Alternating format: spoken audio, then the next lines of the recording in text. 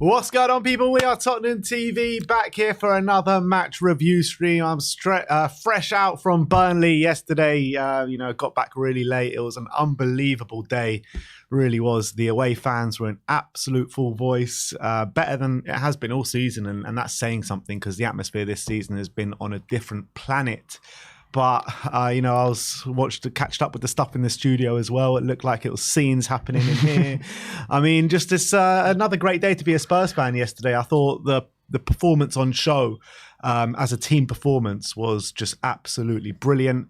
And there's just such good vibes around the place now, isn't there? And it was so important that we had a performance and a result like that after what had been a fairly disappointing week, considering, we went out of the Carabao Cup and the transfer window maybe didn't end as we would have liked with no signings in the centre-back area.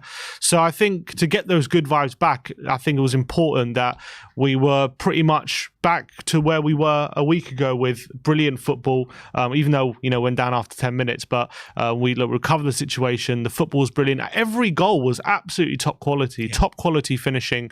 And it was, Ange Ball was just in full flow again. And some of the moves we put together, I've been seeing clips circulating on Twitter of some of the moves we were putting together, even that didn't lead to goals, that were just like leading us up the pitch. And it's just so beautiful to watch. When we're playing football like that, it's hard not to just be excited and happy about where we're headed. Yeah, I said after the game yesterday that, we won 5-2, but we could have scored so many more goals yesterday. We were in full flow.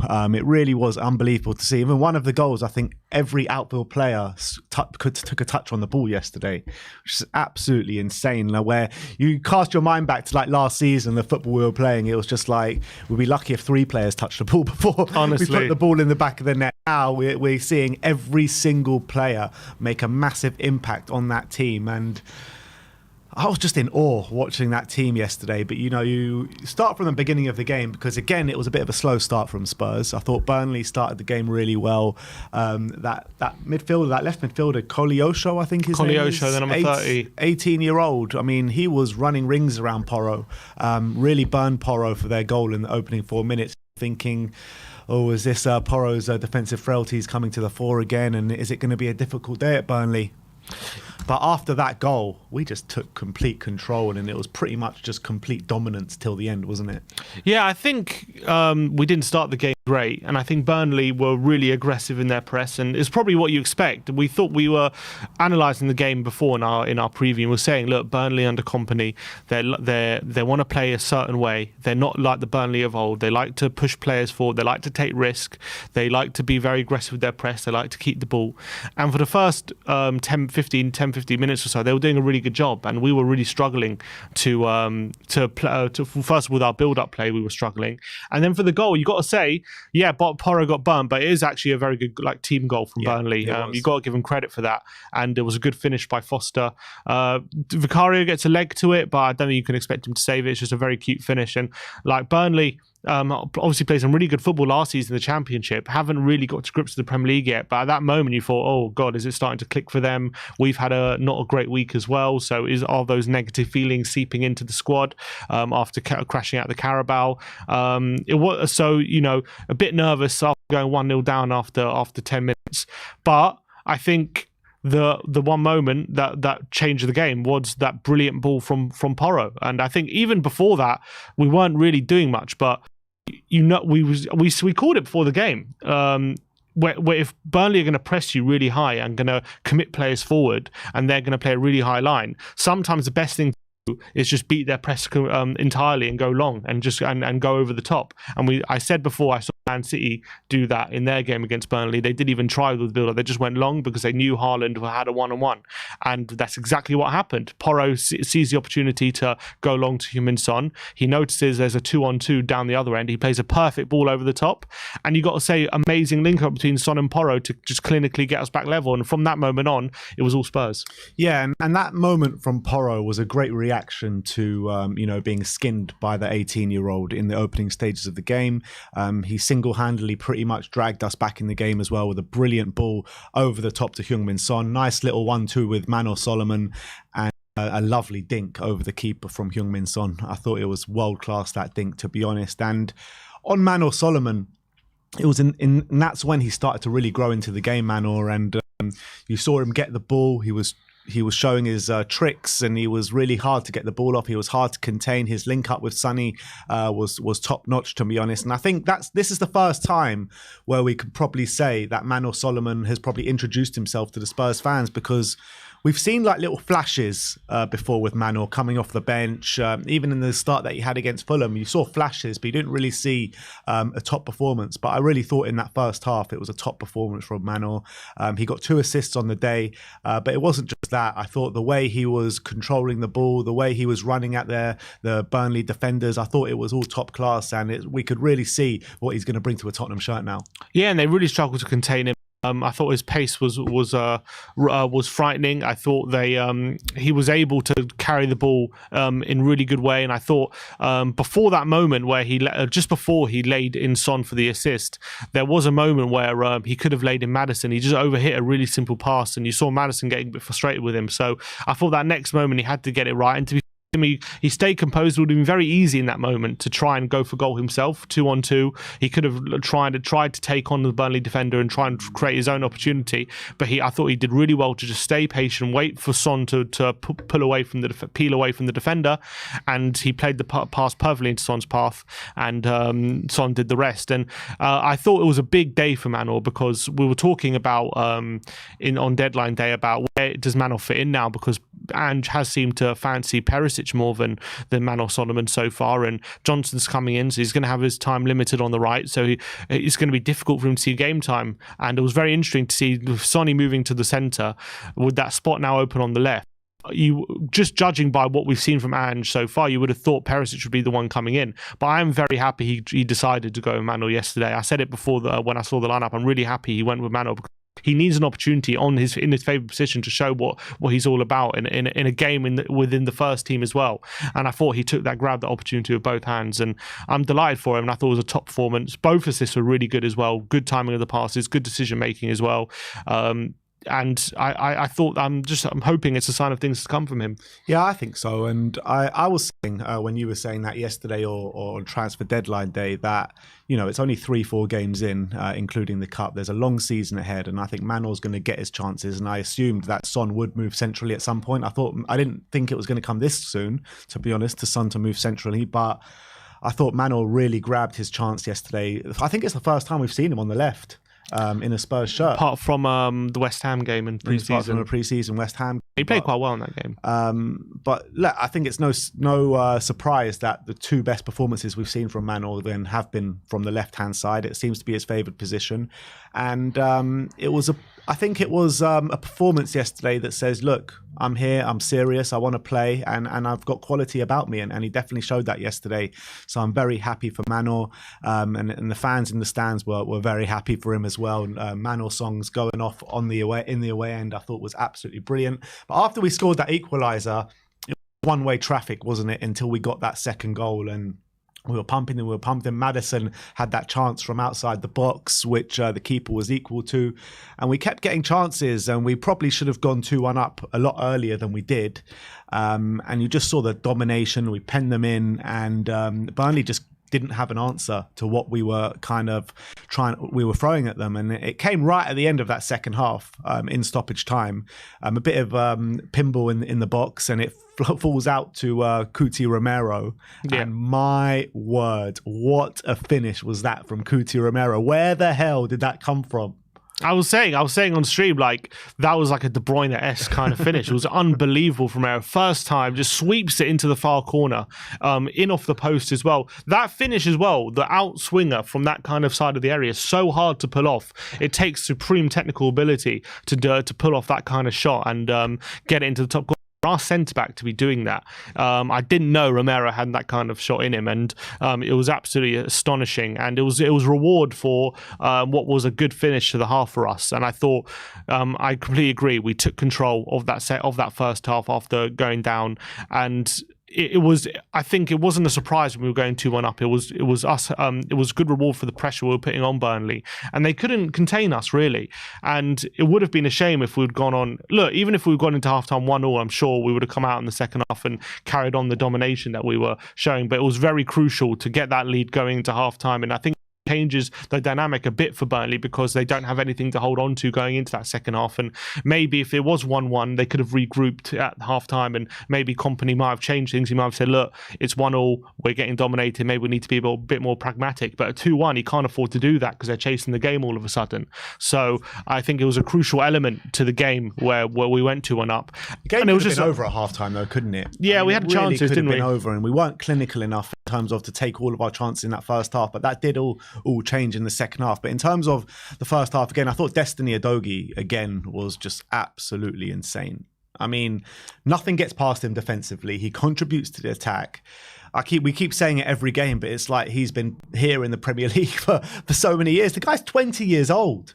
20 years old, and what a player we have in our hands. I mean, I thought he put in an absolute masterclass again yesterday. I thought even go as far as to say it's probably his best performance in a Spurs shirt yesterday. Yeah, 100%. And you talk about him being 20, but to be fair to him, he has been playing in Serie A for 2 years now consistently, and that's like a high level. So yes, the Premier League is a different league, but in like Serie A, like it's not like he's playing in Eredivisie or he's playing in Portugal, like one of the not so highly rated teams. Serie A is a high level league in Italian league. So he's been doing that for 2 years. I think we probably did a stroke of genius to send him out on loan again just to get more experience. Very similar to what Arsenal did with Saliba. Just give him as much game time as possible before he becomes a regular starter for us. And he's really just seamlessly fitted into this team, and I'm so delighted for him. I thought both ends of the pitch again, he was absolutely outstanding.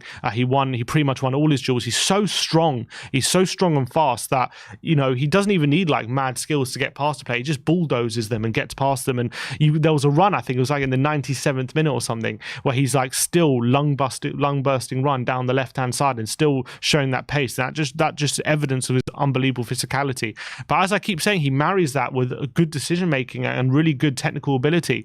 And the worry we all had was, he's been playing off wing back, and that's probably suited him because he can use that physicality to exploit the space when he's on the left hand side and get up the pitch. But what I've been so impressed with is how he is composed and how he picks the right decisions when he does become an inverted wing back, and he does come into the centre of midfield, and he's not overawed by it. He's very comfortable in those tight spaces. He can play a simple pass and knows when to make the right decisions, but he also is confident enough in his own ability that he doesn't just have to dribble out wide. He can make a through the centre. If he sees space, he'll go for it. Yeah. And we saw that yesterday. There was one run in the second half. He just went straight through the centre of the Burnley team without a second thought. And that was so encouraging. And he's been pretty much faultless, to be honest. I don't think he's had a bad game ever since he's come into the team. It's only been 4 games, but they're not been the easiest games. Remember as well, 3 of them have been away from home. And that away from home in the Premier League is never easy. And especially when you're very new to the Premier League, you would have thought it might have taken him a bit of time to adjust, but he has just been absolutely phenomenal. And it was another top display yesterday. Yeah, it really was. And I thought in the first half maybe Yves Bissouma was a bit sloppy on the ball.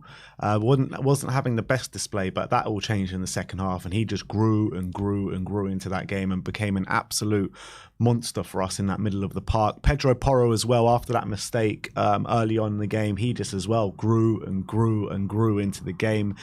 And I think we're really starting to see how much of a good right back Pedro Porro can be. This is 3 really good performances in a row now from Pedro. Attacking qualities on yesterday. Defensively, I thought maybe he did have his hand in both of the goals that we did concede, Pedro, but you can't take away anything from that attacking performance.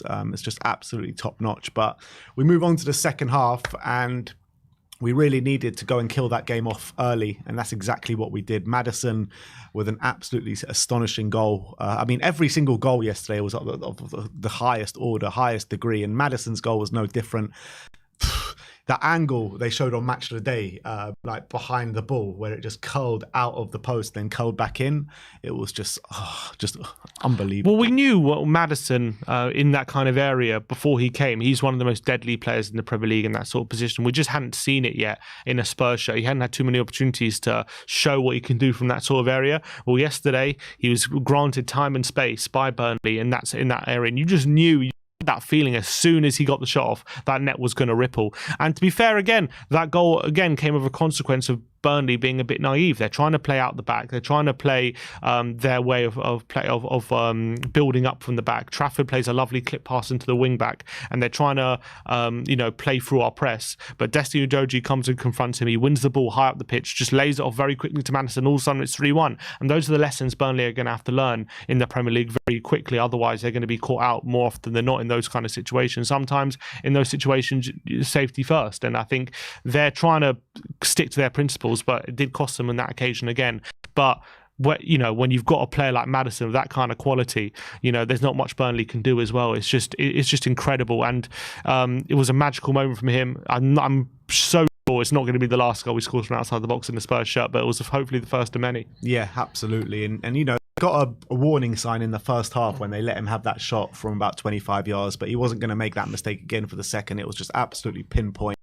But it wasn't just that goal. It wasn't just that goal from Maddison yesterday, because he was orchestrating everything, floating between the lines. I thought just everything goes through him, and that leadership quality that he was showing on the pitch. Well, I mean, I'm just so in awe watching Maddison play every single game now, because I always thought Maddison was a good player, but I never thought he was this good. And it's just unbelievable to see him strut his stuff for us week in, week out, and be so influential every single game. Yeah, well, I think the one thing that has stood out for me from Maddison that has really surprised me, apart from maybe his leadership, which has surprised me a bit. I didn't think he was going to take on that kind of role in this team, which he has, and I'm super impressed with that. But we all know what a great creative passer and a good shooter he was. That was very well known. But what has really surprised me is his dribbling ability since he's come. Absolutely. I think he's been untouchable on so many occasions. You would have thought before we signed him, if he was to be a player in the build-up, like deep in your own half, you'd be worried about him getting on the ball and being caught and not being able to beat a press and be press resistant. But that has been completely the opposite. He's been absolutely phenomenal when he's been on the ball in tight situations, and it's really put us in it's really helping us create spaces and chances. The way he's manipulating his body, he has a 360 turn. He can turn in any direction, which is absolutely astonishing as well. And in terms of comparing him to someone like Eriksen, that's something that I don't think Eriksen, who was an okay dribbler, but he wasn't elite. And I have a feeling Maddison, his dribbling ability is up there with the very best in the Premier League, what he's showing at the moment. Just can't get the ball off him. The way he just glides past players like he's not there. There's this thing that he does, which is extremely hard to stop, where he gets to the byline and he shapes to cross, and the defender always dives in and he back and creates space for himself. And because Maddison is such a good crosser of the ball, the defender's always going to have to go for the block, because if you let Maddison cross it, he's got the quality to put it right on someone's head. But because he's also got that unbelievable dribbling ability, he's got that presence of mind to know when the right moment is to cut back on his right foot and create the space and create a better angle for himself. And when defenders are facing him, that's something they're going to have to worry about, because if they don't dive in and try and stop the cross, then the quality's there. If they do dive in, he's minds to check back and create a better angle for himself and create space. And I think the second goal came from a good bit of dribbling, which led to a cutback, which led to the ball falling to Romero. But a number of occasions as well, just he gets on the ball in tight situation, you think, where's he going to go? And he's just able to wriggle out situations seamlessly and create space for his others. So it's so great to see that on top of what we know he already has, that amazing goal and assist contributions that we know he's going to bring, his dribbling ability is just an unbelievable bonus that I didn't know he had. Yeah, and that bears out in the stats as well, because you're looking at Maddison's games by numbers.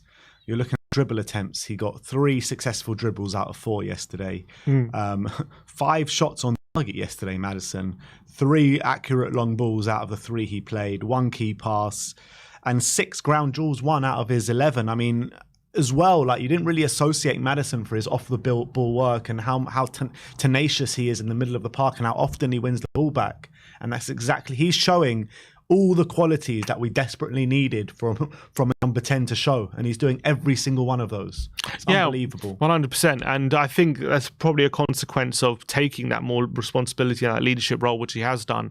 And Ange was saying a few weeks ago how we've got Maddison at a very good stage of his career because he's not that young player anymore who's looking to break in. He's an established player who wants to take more responsibility. He's now become, a father, and he probably feels that responsibility within himself as well. And you can just see that on the pitch, him taking that role within the other players, encouraging other players, but also not just off the pitch with his leadership, but on the pitch he's taking responsibility as well. He's not hiding away from the ball. He's not staying in the number 10 position and demanding service. He's coming deep and collecting the ball and helping the team progress it himself. And I think that this signing is just getting better and better each week. Yeah, totally agree.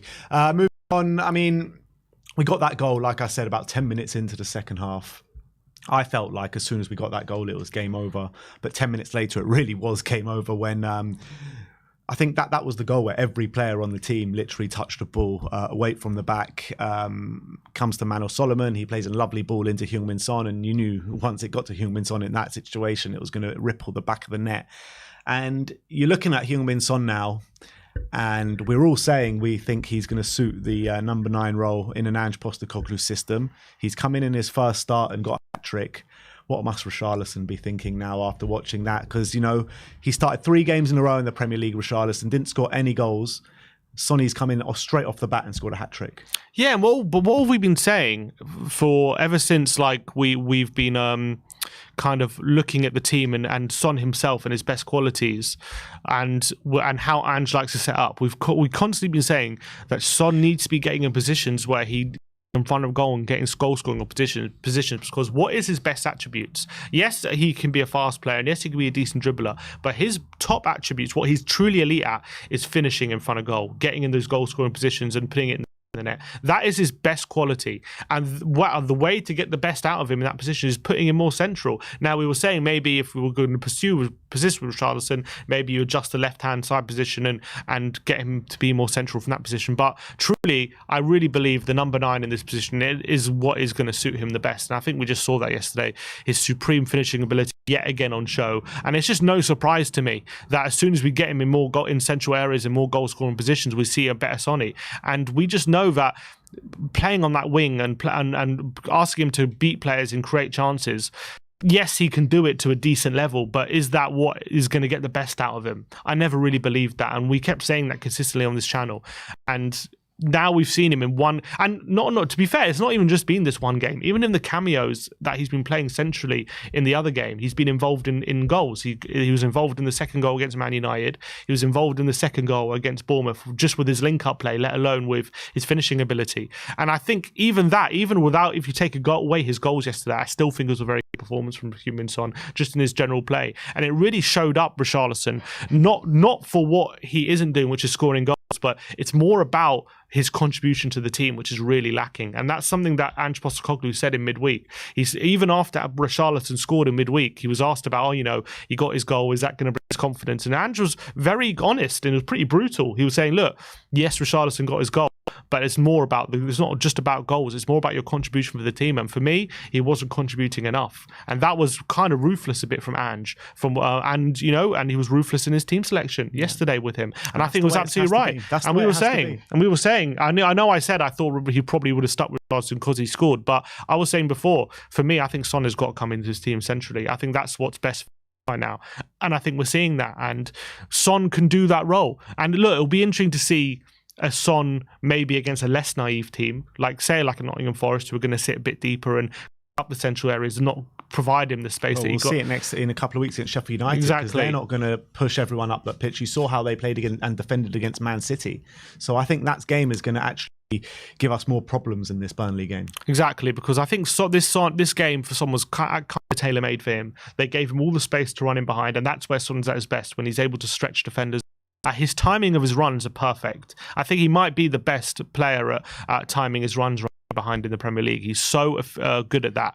That the way he held his run for Solomon just to play it right into his path was absolute genius, because they were doing the analysis on Match of the Day, and I think Genius was saying some strikers would just burst box and try and find that 6-yard box, but he just waited patiently for that ball just to come into his path, and bang, it's a goal. And for the first goal as well, a lot of players maybe would have tried to got closer to Manor to try and help him out, but he peeled away from the defender, giving himself as much space as possible, and that allowed himself for the first goal and for the third goal as well. The timing of the run, yes, Porro's pass is perfect, but Son's run, like if that's Richarlison in that position, I don't think he times his run as perfectly. I think he probably finds himself offside because his timing of the runs is not as good as Heung-min Son in that situation.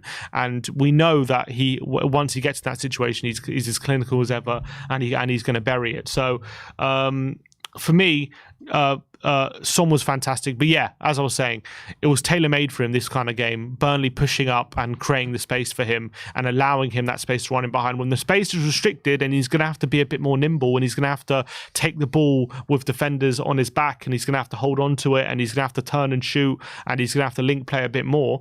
It'll be interesting to see how he kind of gets on with that kind of the game, because you associate that with something Son might struggle with a bit more. But still, when Son's getting those chances, he's just such a clinical finisher, and that's the great thing. He could even be as clinical as Harry Kane. I really believe that. And, you know, he only had 27 touches yesterday on the pitch, which is mad. And he only had 3 shots, an XG of 1.12 on the pitch yesterday. Ended up getting a hat-trick. And when you're talking about clinical, the guy's clinical. That is like literally down to a T how clinical he can be. He had 1 out of 1 successful crosses, 14 out of 17 accurate passes as well. Didn't win any of his duels, but I think like everything he did yesterday was to such a high level, and I really enjoyed watching him press yesterday as well. I thought his pressing was absolutely on point. So an unbelievable performance from Sonny. I mean, he basically has shown up Richarlison in this one game than what Richarlison has done in 3 games, to be honest. So brilliant stuff from Sonny. And then 3 minutes later, Pedro Porro plays that pinpoint ball just round the back of the Burnley defence, right into the stride of Heung-min Son. Heung-min Son doesn't even have to break stride to get to that ball. And you knew exactly what was going to happen after Heung-min Son picked up that ball, didn't you? Yeah, 100%. And that's just what I'm talking about with Pedro Porro. At the start of the season, when there was a debate whether we should go with Emerson or Porro, like, I didn't think Ed Porro would take his space so quickly, but Porro is capable of that kind of quality in that position. We've seen it already, even last season. We saw he's got real quality offensively with crosses and through balls and even shots. And when we're playing an offensive system, we're going to need that kind of quality more often than not. And yes, he might get caught out like he did yesterday defensively, but what he does do is going to make up for it, in my opinion.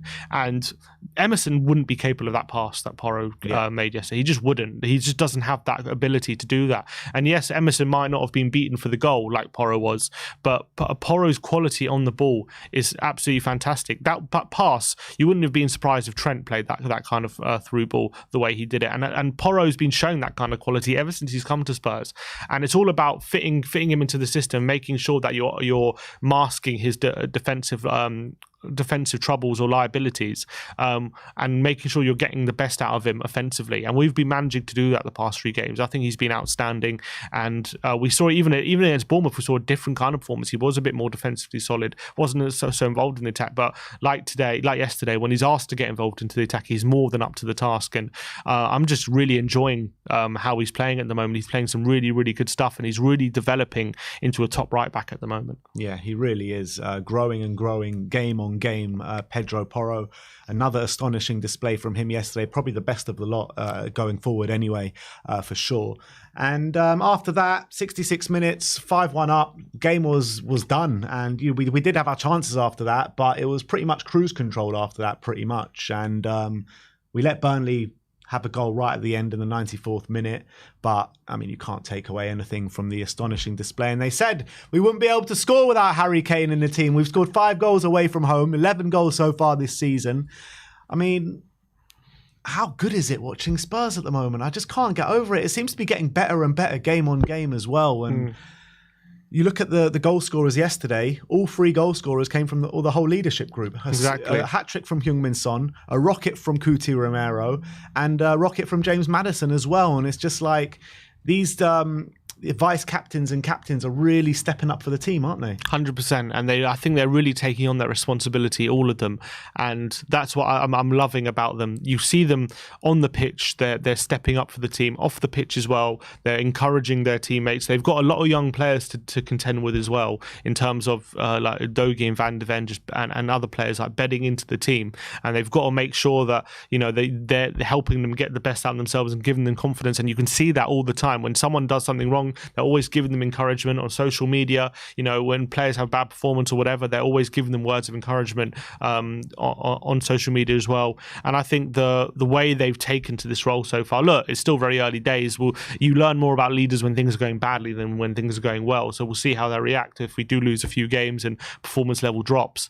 But at the moment, they're doing a fantastic job. And I think Postecoglou's has done a brilliant job picking them as his captains, and he seems to have picked the perfect guys. Yeah, a few mentions as well. I thought Vicario, couldn't really do much with the 2 goals conceded, to be honest. But the one moment where he really got called into action early on in that second half, they got a shot ahead of Cuti Romero, and I don't know if it took a deflection off Cuti or not. But it did, yeah. It did take a deflection, but made it even more impressive. Yeah, that does make it more impressive. But what a save it was, and he celebrated it like it was a goal. And that's what I love to see, that from defenders and goalkeepers when they do a good defensive action or a great save or a goal-saving challenge or something like that, and they really celebrate it. Like, they love defending and they love saving goals. And Vicario, look, I got to say it, hold my hands up, because I was one really, really laying into him after the preseason he had, after the Brentford game as well. But he as well was just growing in stature. And I actually think now my opinion's flipped 180 on this one.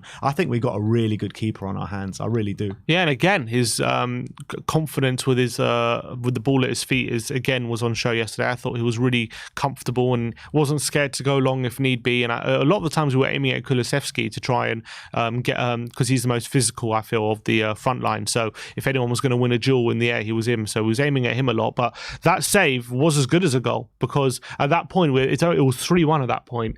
And Burnley, potentially if they get back in the game, it could be a different game if they get it back to 3-2 and all of a sudden, we have to doubt ourselves and give them encouragement. So yes, Romero did really well to get a bit of a block on, but the fingertip save, it's heading right for the top corner, and the reactions to get that out for a corner was phenomenal. And I think he should be celebrating that like a goal, because those kind of moments make a big difference, because that really should have been a goal. He had no right to save that, and the fact that he was able to push it away and make the save in those kind of in Premier League games, it makes all the difference, because who knows if Burnley don't know if they're going to get as good a chance as that again in that game. If they can't put that away and we make the stop, that becomes a very important moment. So yes, he didn't have too much to do when it comes to shots on target, but that one save was phenomenal, and I think he deserves a lot of credit for it. Yeah, he does. And the 2 players we put as our potential flops of the season this year, I put Vicario, and he's proving me wrong. And Manor got his first start in the Premier League yesterday, and he's proving you wrong, isn't he? Yeah, look, I thought he was great, and I have to say, in his first start, he couldn't have gone much better for him. Maybe could have got some more shots off. I would say I don't think he had one shot at all, but didn't need to. He did his creative job phenomenally. I would like to see him against better opposition, but I have to say, you can only play what's in front of you, and he had a fantastic game yesterday. I'm not going to start saying that he's going to be our left winger for the season, but I have to start next game for you. Yeah, he has to start next game, 100%. You can't drop him after that game. I think he was phenomenal, and I think it was well. Having him there just adds a bit more pace to the front line and a bit more dribbling ability to the front line as well, which we need in this kind of formation.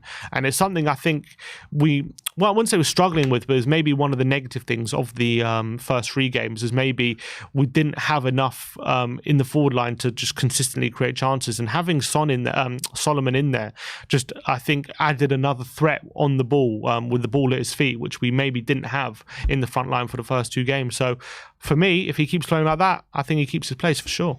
I would love to see a front 3 of Brennan on the right, Solomon on the left, and Son up top. I mean, how much pace is in that front line, and how much, dribbling ability as well. I think that would be absolutely electric to see that front 3. I saw Kulusevski yesterday. I mean, I don't think he had a poor game, but I think it was just pretty similar to what he's been showing so far this season, where he's looking good on the ball in terms of beating his man and getting into really good good areas of the pitch. But I think once he gets into those areas, I think he lets himself down a little bit. To be fair to him, he did play one really good through ball to Son in a really bad touch where he was one-on-one, or he could have got a goal. So he could have found himself with an assist on the day.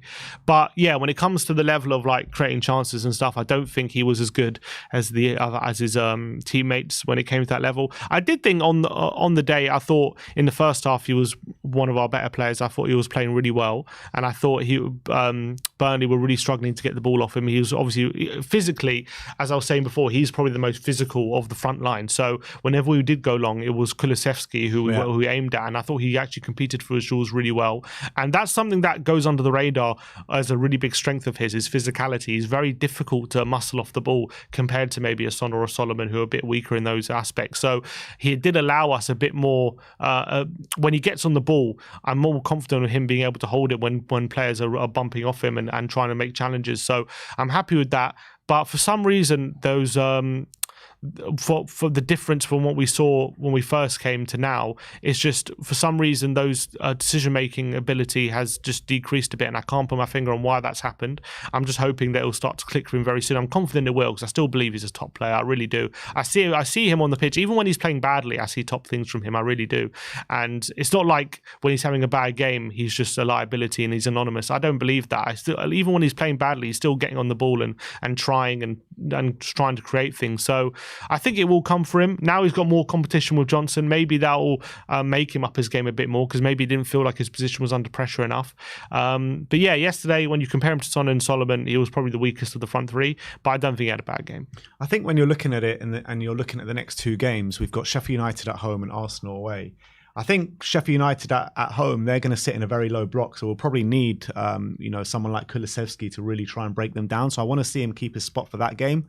But I actually think if you go for a front three of Manor, Brennan and Son against Arsenal, against their high line, I think that can be really valuable to us. So it's great different options to have for what different teams can kind of throw at us. But look, 4 games into the season, going into the international break, 10 points, sitting second in the league at the moment. We couldn't really have asked for a better start, could we? Definitely not, and especially with the level of performance and the goals we are scoring, especially yesterday. I think Spurs fans will be over the moon with what's going on at this football club. And yes, not everything's perfect, and we could have got this in the transfer window, and that could have been done, and different things could have been differently. But from what we've got, with what we've got to deal with, I think Ange is doing a phenomenal job. I think he's got the team so quickly playing this kind of football is amazing. I'm so surprised that he's got the team up to speed so quickly. It'll be interesting to see how we compete when we do play against better side like Arsenal. And there are signs, to be fair, like against Fulham and like against Man United, that maybe when we do play better teams, they'll give us different tests, and maybe we'll struggle a bit more in those games.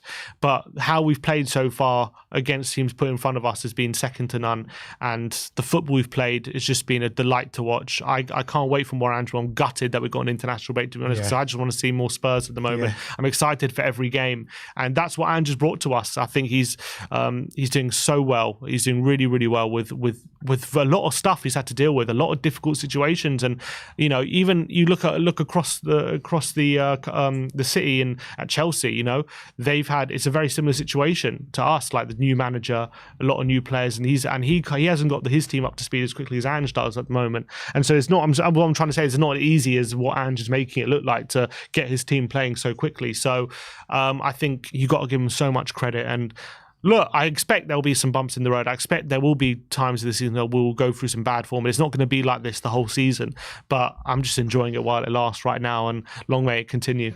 Yeah, there's a big momentum about Spurs at the moment. We're going through a really good moment, obviously. I think the international break probably comes at a bad time for us, to be fair. But, a lot of people are saying, oh, it's just Burnley, it's just this, it's just that. But there's no mean feat to go and score 5 goals away from home against anyone in the Premier League, let's be honest. And when's the last time we scored 5 goals away from home in the Premier League? Oof, I don't know if we ever did it under Conte. I remember the last time, off the top of my head. We've done 4 against Palace. Off the top of my head, the last time I remember us doing it was probably 6-1 at Old Trafford. I don't, in the league anyway. That was Jose. Off the top of my head, I don't remember under Conte ever scoring for. Oh, we did against Norwich on the last day of the season. So that was that game. over a season ago. That was over. I don't think we did it at all last season, if I remember. No, the only one I can remember that we scored a lot of goals last season is Palace. 4-0. Palace away, yeah. Anyone let us know in chat. Last time we scored 5 goals away from home, I'm going to think it's Norwich. I think that's probably... So it's been a while since we put on that kind of display. And we were playing really well at that point, to be fair. They told us we wouldn't score without Harry Kane. They told us we wouldn't score without Harry Kane. I'm telling you, I think Son... The top goal scorers in the league, aren't we? I think we're second to City. Second to City. City. Because they also won 5-1 yesterday. I think Son, when it comes to finishing ability... I've been saying this. He is one of the best in Europe, and I think he's just as clinical as Kane. The only difference why Kane will get more goals than Son. Stats will suggest he's more clinical than Kane. The only reason Kane will get more goals than Son is because of his physicality. So there'll be situations where the ball is passed into Kane, and he's able to roll a defender and get a shot off because he's very strong, and he's able to get more shots off than Son. Whereas Son, if the ball is fired into him and he's got a defender on his side, it's going to be harder for him to hold off a defender with his physicality and get that shot off. So Kane will get himself more opportunities because of his physicality, and he's obviously got more aerial ability as well than Son. Yeah. But when it comes to like being in front of goal, and if you're 1-on-1 in that situation and being clinical, I think they're just as good as each other. I really believe that. And as you say, the stats in terms of XG to goals, again, Son scored 3 goals yesterday from 1.12 XG, again outdoing his XG, and he is just a phenomenal finisher, and that's why we need him in those goal scoring situations as much as possible. Yeah, so I do think he is the best suited to that number 9 role in this squad now, and I think we were saying it pretty much coming into the game anyway. But at the international break, like I said, sitting second in the league with 3 wins and a draw, with only 1 home game played this season. That's also a good something to point out. Unbelievable start. You can't take anything away. But I think like when you're looking at the games that we played, Brentford was a very hard game. Man United, we always have a hard time with, but I think like we were facing a bit of a different Man United team in this game than maybe we have done over the past couple of years. I thought they were really poor on the day. The other 2 games, obviously, really good wins against Bournemouth, against Burnley away, which you don't. They're not give me games, but you expect Spurs to probably go and get a result in both of those games. So, but to be fair, I think we've made those games a bit easier than they should have been. Yeah, no, 100%. Of course we have. We've done very well to get the points and to put the performances in that we have done. But I think where Spurs are really going to be judged and where we're going to see where we're really at is these 2 games coming up against Arsenal and Liverpool. Yeah. Because like I said, like you probably expected Spurs to go and get the points, and it would be a really bad result if we wouldn't have got the points in those games. But once we play this Arsenal and Liverpool game coming up after the Sheffield United game, I think is where you're going to really see where Spurs are at now. 100%, I agree, and that's going to be, you'll see our true level right now. I don't believe it's just like a honeymoon period. I really believe what Andrew's building is clearly very strong, and it's got sustainability as well. Unlike maybe some other times like Nuno, when we won our first 3 games, we all knew that wasn't sustainable. We could see the way we were playing wasn't great. So I definitely think it is different, but look, I don't think this whole season is just going to be this good for the whole season. We'll get injuries. Well, I'm sure there'll be losses of form. It will happen. But right now, I think he's just doing phenomenally, and we'll have to see when we do come up against better opposition if we are able to play as good a football as we are now. If when teams are who are as good as us, who are able to stop us playing that football, how we cope with that. But look, against Man United, we're up against a good team who did try things, and we were able to come up with solutions, and every time so far we have able to come up with solutions, which I've been so impressed with. We were losing against Brentford, we were losing yesterday, and we were able to come up with solutions to get back in the game and retake control of those games. Good character. So that's really encouraging, that it's not just being about like us taking the lead and just like being super confident. Like we have had a few situations where we've had to rethink things and adjust mid-game, and we've been able to do that so early on. So hopefully when we perfect the system, that's going to play to our advantage. Yeah, and a nice little cherry on the cake yesterday with Chelsea losing at home to Nottingham Forest as well. Pochettino getting booed off the pitch. So happy days. Yesterday was a top day, not going to lie. But that is our match review. Let's go to a few super chats before we go on to the player rating. Sam Kang says, what now with Rishi? Really bad for his confidence. And I was thinking that yesterday because he's clearly very much a confidence player, Richarlison. So after the really poor season he's had yesterday and the fighting words he came out with during the summer saying, yes, you haven't seen the best of me and all that stuff. I need to prove why I was bought for so much money. After the start of the season he's had and Son to come in and score 3 goals, I mean, where's his head going to be at now? Yeah, I'm hoping the fire will be in his belly to prove everyone wrong and try and take that position off Son. But considering how his mood looks so far this season, with every missed shot and every bad performance, seems like it's eating him up, exactly. It seems to be in his head, and it seems to be making him more and more depressed with each bad performance. But I don't think he can say that he hasn't had chances. I don't think he can say that Ange hasn't trusted him. He did start him for the first 4 games of the season, and at the end of the day, if he had been doing better, it's not even about the goals for me. I don't even for Ange, I don't think it's about him not scoring. It's definitely about his general play and his contribution to the team, and it's nowhere near enough. And he's only got himself to blame for that. It's no one else's fault but him that he can't trap a ball and create a first touch, and he can't give a layoff to a colleague on the wing or whatever. Those are no one else's fault. Yes, there are chances that are going to be missed, and sometimes when you're through on goal, things go for you and things don't go for you. I'm not going to be too harsh on him with his ability to score, but in general play at the moment, when Son is playing that central position, it's just night and day. He's just doing simple things with quality, and those are things that quality players should be able to do. If you cost 60 million, you should be able to trap a ball. The ball shouldn't be bouncing off you so easily every time. You shouldn't be giving the ball away as much as you are every time. And those are the things that are going to frustrate Ange and are going to lead to him being out the team, not because he's not goal scoring. So I think at the moment he's got no one else to blame but himself, and he's got to look inward and just work hard and improve his game if he wants to get back in this team. Yeah. Spot on. Erica Green, this is an interesting one. She says, Udogie, Van de Ven, Romero and Porro have a higher ceiling than Rose, Vertonghen, Alderweireld and Walker. It's a big shout, that. That's a big shout. I don't think Porro... Look, I love Porro, and I do think he's probably better on in terms of his crossing ability than Walker, but I don't think he's ever going to get to a stage where he's as good as Walker, because Walker's been probably the best right back in Premier League history, in my opinion. He's that good. He's best right back in Premier League history? Who's better? You reckon? What, Gary Neville? It's a big shout. The best right back in Premier League history. I'm trying to think off the top of my head. No, you've got a point, but I'm just thinking, it just blows my mind to think that Kyle Walker's the best right back in Premier League history. Yeah. But now you say it does make sense, because I can't really think of another right back. I mean, did Chelsea not have a right back during that time? Ivanovic? Mourinho? Paulo Ferreira? I think Walker takes it.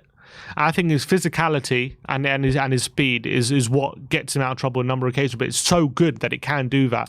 And I think going forward at City, he can grow, Porro, in that sense, because you look at what Kyle Walker was maybe at that age coming through the rank at Spurs after those loan periods he took. I think when he broke into the Spurs team, what was he, 21, 22, something like that? What's Porro now, 23? 23, yeah. So at that age, Kyle Walker was still making terrible mistakes in the back line for us. It's not about the mistakes. I think it's just about, will Porro ever get to a stage where physically he's ever going to be as good as someone like Kyle Walker? I just don't think he will. I do think on the ball, you can probably say he's better than Kyle Walker. I don't think Walker's capable of that pass that Porro made yesterday. No. But I think as a right back, what the attributes you need to be a top right back, I just think Walker takes the cake. In terms of the other ones, I think Udogie could be better than Rose, 100%. I think that 100. He might even be close to it at the moment. I know it's only a few games. However good Rose was, though, he never did it for long enough. He was at the top of his game for 1 or 2 years. I'm just saying, even Rose at his best. I'm saying, Udogie's getting close to that. What I'm saying, I'm not even joking. I do think you might have forgot how good Rose was in that season, because he was unbelievable. Rose was class. I'm not saying he wasn't, but what I'm seeing from Udogie, I don't think Rose. Honestly, I'm thinking he's getting close to it. I'm not joking. I think it's that good. I think Rose was class. I'm saying he's getting close to it. I'm calling it now. I think you're right. He can get close to it, but I don't think after 4 games we can say that just yet. I'm saying level of performance from what I saw from Rose at his best, from what I'm seeing now from Udogie. I think these performances from Udogie are as good as what we saw from Rose at his best. Do you reckon that's what I'm saying. Yeah, I'm saying they're as good, 100%. I really do. I really believe that. If Rose performed for 3 years at this level Udogie's playing, we'd be saying he was the best left back. I'm telling you. Yeah, Udogie's playing unreal. Do you think he's the best performing left back in the league right now? At the moment, yeah, I do. He hasn't put a foot wrong at the moment. He's unbelievable. But going forward, he got 2, 3. I think got one yesterday. He got one the other day as well against. Did he get one? Yeah, against Bournemouth for Kulusevski. Defensively, for me, is what's really impressive. Like, he's so good. Like, I'm telling you, I'm so impressed with Udogie right now. And when it comes to Romero, I think he's the biggest surprise for us so far this season, Destiny, because it's just like he's come in. Him and Van de Ven, both of them. Him and Van de Ven. You're thinking, how many times did we say in the summer when we were linked with Van de Ven and we were about to bring him in and say like, oh, this guy is going to be brilliant for us, but don't expect it all straight away and don't expect it so quickly. He's going to have to like learn the system and bed into the team and new league, so young, blah, blah, blah. He's come in and just hit the ground running. Both of them have done exactly the same thing, and we were having like the same concerns about both of them coming into the season, and both of them have been just incredible. Yeah, unbelievable. I completely agree. And when it comes to the centre backs, Alderweireld and Vertonghen versus Romero and Van de Ven, I think actually Romero might have a higher ceiling than Alderweireld. I'm undecided yet whether Van de Ven has a higher ceiling than Vertonghen. I think physicality and pace-wise, obviously, I think Van de Ven is ahead of Vertonghen, but Vertonghen was so good on the ball. I think Van de Ven's very good on the ball, but like I think Vertonghen was in that elite category, so I haven't seen that yet from Van de Ven. But he's only 22, so like maybe he does have a high ceiling with being 6'3" and having that kind of pace that he does.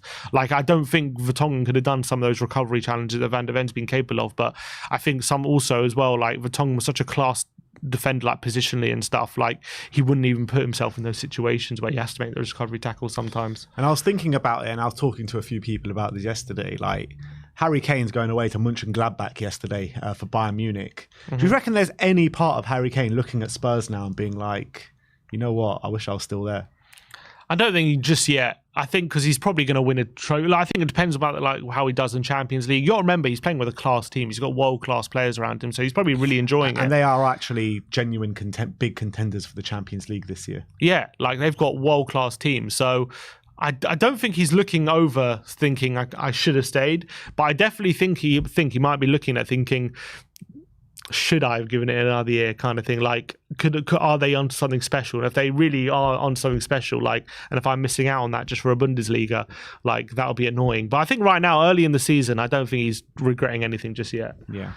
All right. One more super chat. It is all in Korean, but it does have Mickey, Son, and Maddison all in brackets. So I'm guessing, did you have a... Yeah, I did. I translated it. Where did I? Yeah. It says, in the past, Tottenham fought with only a spear, in brackets Son, and a hammer, in brackets Kane, without a shield. But now they are holding a shield, Mickey van der Ven, and attacking the enemy with a sharp sword, Maddison.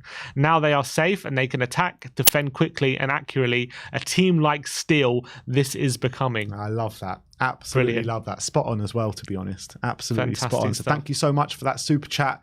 But let's move on to our player ratings, and let's start off with Venom in goal. 7s all round for Vicario yesterday. And look, let's be honest, he didn't have too much to do throughout the game, but I thought everything that came his way, he dealt with high quality. Obviously, that save early on in the second half springs to mind as the best action for him on the game. A really world-class save, in my opinion, off the deflection off Romero.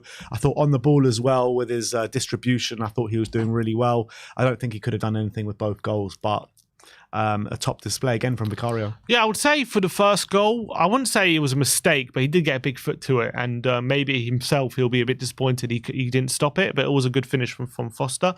And other than that, he literally had barely anything to do. It was a great save, unbelievable save from Foster again in that second half to keep the game at 3-1. Second goal was right in the corner. So yeah, really good display, but wasn't his busiest day. Yeah. Moving on to Destiny Udogie. 9s all round for Destiny. And this guy, we keep going on about him, but he is blossoming as a footballer. Taken to the Premier League like he's been here for the last 20 years.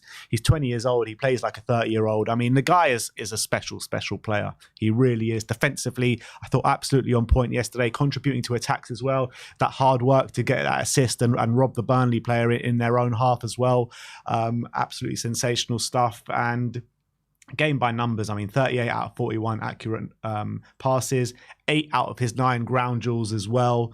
And he didn't win any aerial duels, but I just thought he was just a menace down that side of the pitch. 5 tackles, 2 interceptions, 3 clearances.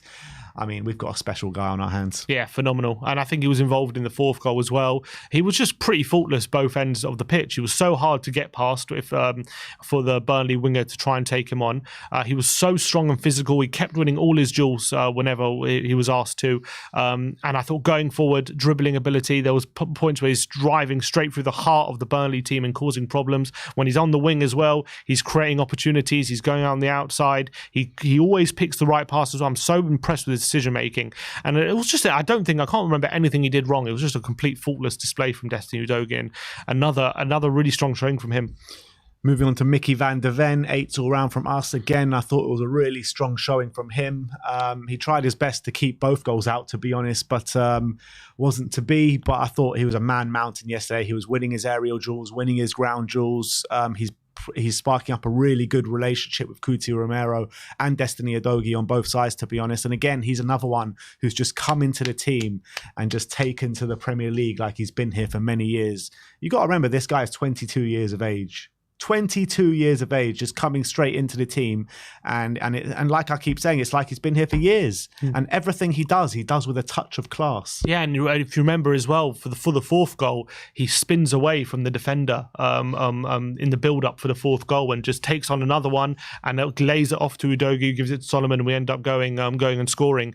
And he on the ball, he has finesse, and he does everything with the touch of class. I'm so impressed with him. The only negatives I'll say, the reason I didn't give him as high as Romero, which we'll see in a bit, is because for the first goal, he was Foster was kind of his man. For the chance which Foster went through one-on-one, he does kind of runs around the back of Van der Ven, and he gets caught on his heels a bit.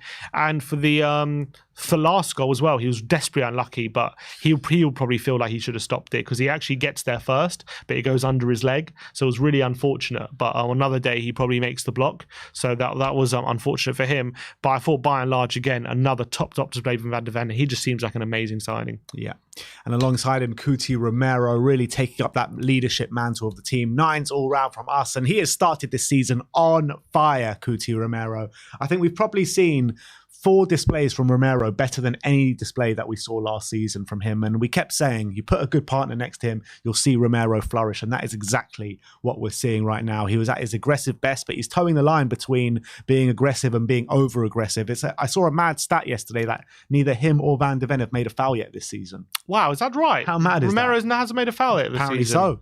That's crazy if that's true. It's mental. It's absolutely mental. 2 tackles, 2 block shots, 3 clearances, 68 of his 74 passes done, 5 of his 6 accurate long balls as well, 3 out of 4 ground duels, 4 out of 4 aerial duels, and that is what you call a pure dominant display from our vice captain Cuti Romero. And how can we not talk about the goal as well? I mean, a real humdinger from outside the box, something that you just don't associate with Cuti Romero, and it was top bins. Yeah, top performance from a top centre back. Honestly, he was absolutely flawless in this game.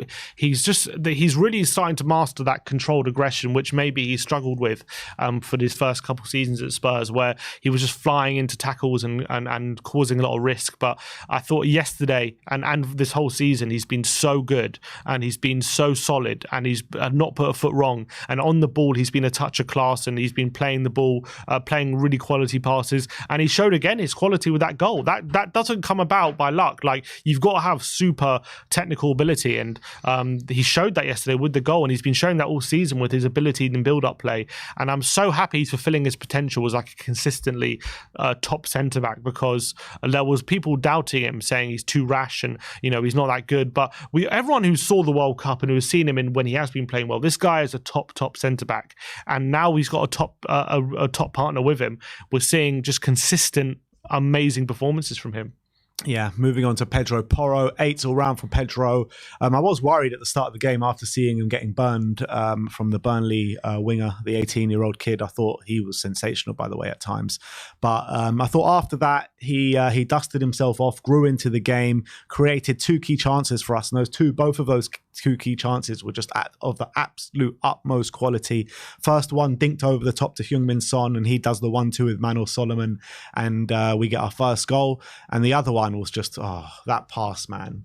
you can hang that pass up in a museum or something and just watch it time and time again, because every time you watch it, it just seems to get better and better and better. Heung-min Son just didn't have to break stride at all to pick up that ball. And going forward, you're just seeing the value of Pedro Porro now consistently. And we all thought, at the start of the season, Emerson got the shirt. He was the one that started the first game, and we were like, he put in a decent display, Emerson, on the first day. But since Porro's come in that second game, we just haven't looked back, and he's just provides a consistent quality for us. Yeah, and those two passes were phenomenal for the first goal and the fifth goal, just on a plate for Sonny, like right into his path. And that is as well, those two passes are what gave us that threat in behind to allow us to relieve the pressure off that Burnley press. And if it wasn't for that quality from Porro, it would have been very difficult for us to take control back of that game, because Burnley were just hounding us, and it was very difficult for, at times, especially in the early exchanges, for Tottenham to have the build up and play through Burnley's press. But as soon as that long ball played over the top, all of a sudden Burnley realised, oh shit, we actually have to manage that situation, because if we allow someone with Porro that quality to pass in behind, and if we're not in position, they're going to be getting a field day. So it allowed Burnley to drop back a bit, and then that allowed Tottenham to take control. So Porro's quality was actually super pivotal when it came to winning that game yesterday, and I know he's got it in him to do that. We've seen it since he's come to Spurs, his quality on the ball with his passing ability, and again he showed it yesterday. Wasn't great for the first goal, but that was, thankfully for him, that was the only bad moment, and he's putting in some top consistent displays now, Porro. Absolutely. Let's move on to the midfield. Let's talk about Yves Bissouma. 8s all round from us. I thought in the first half, I did expect a bit more from him, a few sloppy moments and a few careless moments. But I thought after that, he was central to what we were doing in that second half. He was at his dribbling best. They just couldn't get the ball off him. I just love those moments where he picks up the ball. You just don't know if he's going to go right, he's going to go left, he's going to go through the middle, he's going to go... you just don't know what he's going to do. And he's such a hard player to read, and we're so lucky to have someone like him. I think he's the perfect player to play in that position in an Ange system, because he's just so unpredictable and he does things with such high quality as well. You're talking about his tenacity as well. 8 ground duels, 1 out of the 16, 2 dribble attempts out of his 3 that he won, 1 long ball out of his 3. He was fouled twice. That's another thing that's so great about him. He just picks up so many fouls because he's so unpredictable. And I just love watching him play. This guy is an absolute magician on the ball. Yeah, I thought first half... he did struggle a bit for some reason. I don't think he was at the top of his game. I don't think he was having a stinker, but he wasn't quite at the very best Bissouma that we know he can be. But once he got to grips with the game in that second half, that's when we really took full control of the game, and that was when we weren't looking back really. And I remember Brain saying at halftime, he was like, well, look, we're doing well, we're in control, but if Bissouma turns up in the second half, this game is done. And that's exactly what happened. Bissouma just took the game by the scruff of the neck. He completely dominated that central midfield in that second half, and that was it. Burnley had no answer, and he was showing his quality yet again. And thanks to his second half display, that's why he earned an 8 out of 10 for me. And his partner Pape Matar Sarr, 7s all round from us. I thought it was a good display from Pape. I thought probably his weakest display of the season so much, but that just goes to show the high bar that he's set so far this season. Doesn't go to that he didn't play poorly or anything yesterday not by any stretch of the imagination. I felt like he was stifled by that early yellow card that he got in the first half, and maybe he wasn't putting in as many challenges as maybe he would have done if that card didn't come. But look, he was buzzing around like a bee. 3 ground duels, 1 of his 7. He's an absolute Duracell bunny. The guy just never stops running. And I thought he was tiring as well towards that second half or in the middle stages of the second half. But look, I just love seeing him in the team. And he's just got such a good attitude about him. He's always smiling. He's always looking to make something happen. He always seems to get a shot or 2 off of a game as well. So another good performance from Pape. Yeah, I thought similar to Bissouma in the first half. I think with Burnley's aggressive press, he did struggle a bit with it. And I thought he was actually getting a bit frustrated. He made a couple of fouls. He had that petulant moment where he got booked for throwing the ball away as well, which was a bit of a weird one for Sarr. You don't associate him with that kind of behaviour. And I thought in the first half, he was struggling to really get to grips with dominating the game. But like Basuma, he did correct in the second half. He wasn't as good as Basuma was, but I thought he just got back to his base level, which is very, very solid. A lot of running, stopping Burnley from having counter attacks, and on the ball, he's really solid as well. He just keeps the play knitting together. Didn't have too many opportunities to kind of make final third contributions like maybe he has in previous games, but I thought he saved his performance in that second half. It was a very solid game from him. And now let's move on to James Maddison, the hub of the team. 9s all round for Madders. Another absolutely sensational display from him. And I thought it was probably the best of the lot yesterday from what he's shown in the Spurs shirt. That is astonishing to think about because he's been putting in unbelievable performances week in, week out for us. Everything about him, his defensive display on point with the amount of times he aggressively wins the ball back and starts attacks for us. In terms of going forward, I mean, he's always just there. He's always floating between the lines. Nobody can get the ball off him with his dribbling ability, especially inside the box as well. You know, it's so hard for defenders to make a challenge with how quick his feet is because, you know, one wrong move and it's a penalty. And I just felt like everything that we were doing was going through him. An unbelievable goal with the finish, which they did get the warning sign in the first half, which they let him have that shot in the first half. 5 shots all round in the day as well. 3 of his 3 long balls were accurate. 3 out of his 4 dribble attempts were successful. 6 ground duels, 1 out of 11. I mean, this guy is really flourishing in a Spurs shirt. Another outstanding performance from James Maddison, and I'm so happy for him to get that kind of typical Maddison goal, which we haven't seen yet in a Spurs shirt. But it's been a while coming, but it was a delight to see outside the box, time and space. You can't afford to give a player like James Maddison that kind of space, and he made them pay with a brilliant finish. You just knew it was going to hit the net as soon as he rifled that shot in. But throughout the game, he was helping with the build-up. He was coming deep and collecting the ball and spraying passes, and also with his dribbling ability, able to progressively carry the ball up the pitch as well.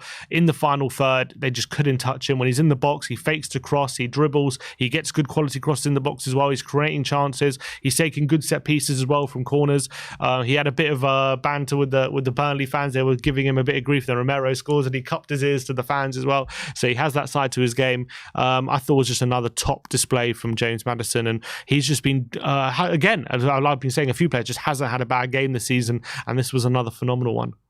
And moving on to Decky, 7s all round from Dejan Kulusevski, and I thought he was good, but I did expect a bit more from Kulusevski, to be honest. I don't think he was on the level of what Son and Manor showed for us on the day. I thought he was getting in good positions, beating his man, but after he does that, I kind of got a bit frustrated with him, and he doesn't pick up the right options, and I think his decision-making has somehow diminished for some reason. But what I was really impressed with Kulusevski yesterday was his off-the-ball work. I think that he consistently wins the ball back for us high up the pitch. You see it with the 2 tackles yesterday, 2 interceptions as well. 3 of his 7 dribble attempts, 3 key passes actually on the day, which I didn't realise. And his accurate passes were at 83% with 29 out of 35. So I don't think it was a bad display, but it was probably, when you're looking at the whole team, him and Sarr were probably our poorest players on the pitch, but they still had good games. So that just shows how good the team performance was yesterday. Yeah, I agree. I thought he was really solid throughout the game. I thought physically, he's our most physical forward, and he had to do a lot of the dirty work when Vicario's going long and he's aiming goal kicks at Kulusevski, and he's got to win duels aerially and get it to his chest, and I thought he was doing a solid job doing that for the team. And I thought when he was on the ball, his dribbling ability was decent. He was really unlucky not to get an assist when he plays a through ball to Son, and Son takes a bad touch uncharacteristically, and the chance is gone. So he probably would feel like he should have had at least 1 assist in this game. But yeah, his chance creation wasn't on the level of the others, so he probably was the weakest of the front 3, but I still think he had a solid game. Manor Solomon on the left, Sim gives him a 9, I gave him an 8, and look, he was unplayable at times in that first half. He really was so nimble on his feet, so hard to get the ball off. And it's something I think that we've been missing on that left-hand side, maybe while Sonny's been there and Richarlison's been in the middle. And he provided for the team massively yesterday. 2 assists on the day, one with a really nice 1-2 with Heung-min Son. The other one just played the ball so calmly into Heung-min Son's path to get the goal in the second half. But I mean, I don't think anyone probably could have predicted how good he was going to be yesterday, and his first start in the Premier League. And I think he's earned the right to start the next game now. Yeah, it was a massive opportunity for Solomon yesterday getting a start, because bringing in Brennan Johnson, he hasn't on the right, he hasn't really been fancied so far in the Premier League with the game time with Ange. So when he's given an opportunity to start yesterday, and he took it with both hands, I felt. 2 really great assists, the timing of the passes, very calmly picking the right decisions both times as well, good presence of mind, and I thought he was a threat down the left-hand side throughout the whole of the time he was on the pitch. His dribbling ability was a big nuisance. I think got completed 3 of his 5 dribbles throughout the game as well. And I'm very happy for him that he had a big opportunity to show that he deserves a place in the team, and he showed why we signed him and why Ange trusted him yesterday from the start. And adding that pace and dribbling to the ability to the front line really helped creating the space and drawing players in and creating space for others as well. So really good performance from Manor Solomon. So I'm very happy for him. Exactly. The prophet King Solomon has arrived at the Tottenham Hotspur Stadium. But let's move on to the best till last. Heung-min Son, our captain, 10s all round for Sonny Boy. And every single goal he scored yesterday was just oozed quality, oozed class of the highest degree. And he basically done in 90 minutes yesterday, or even 60 minutes yesterday, really, what we've been seeing to be missing from Richarlison all season in the first 3 games. So I think Richarlison's got to be looking at being like, oh God, what am I in for now? With Sonny really performing like he did. But he didn't actually have that many touches on the ball yesterday. I think 27 touches on the day with 3 goals, 1 key pass. Everything that he did just was of the highest degree, of the highest quality. And I think he's taking on that leadership mantle on the team. He's really wearing that armband with pride and leading by example.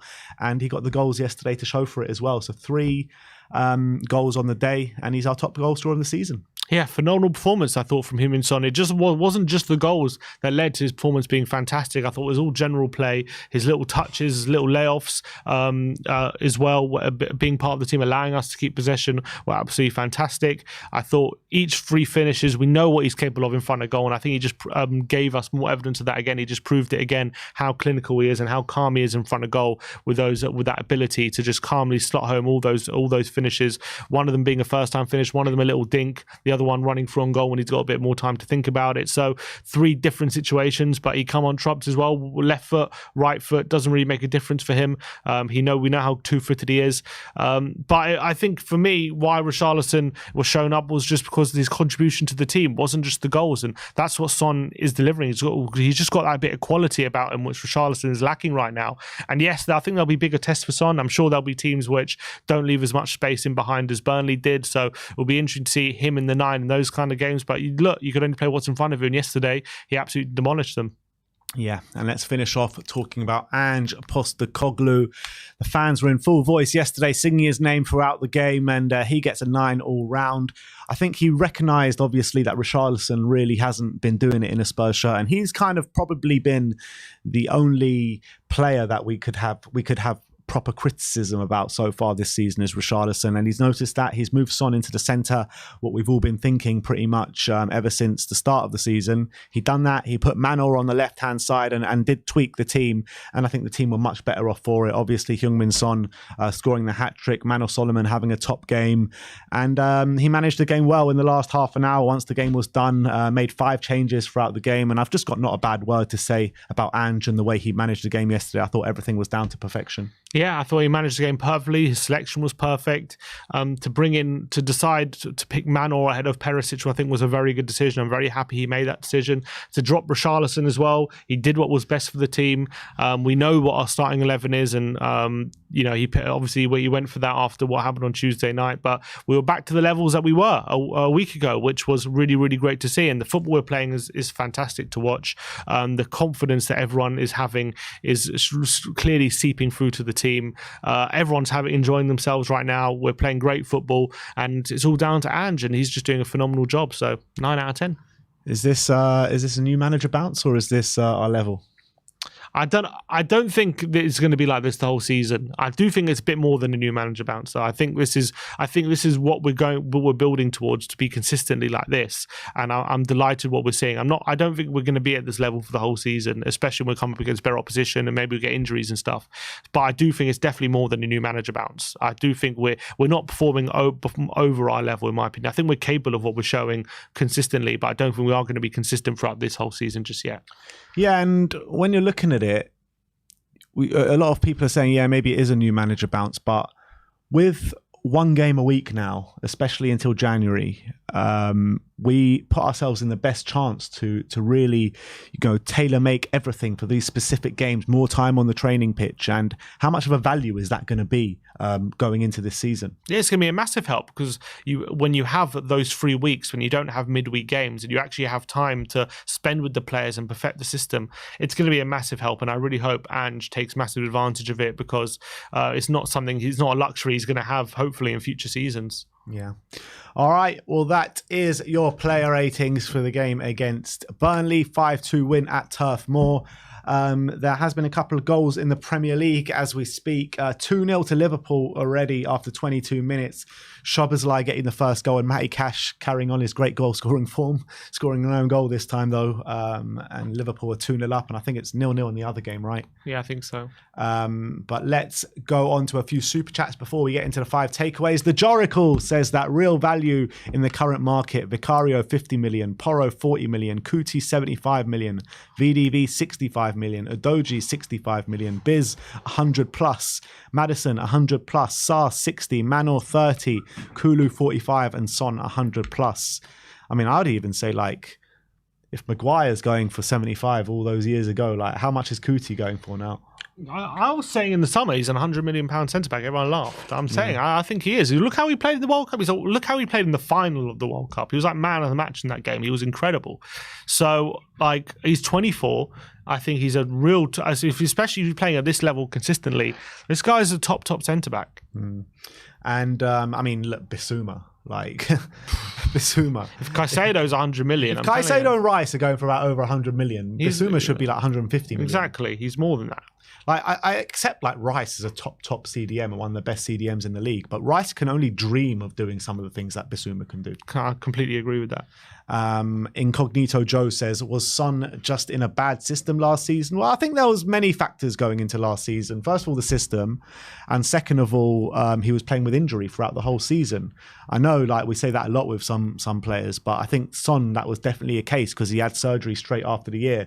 And whether, you put that down on Sonny, or you put down on Conte, you put that down on the medical staff, it was still there.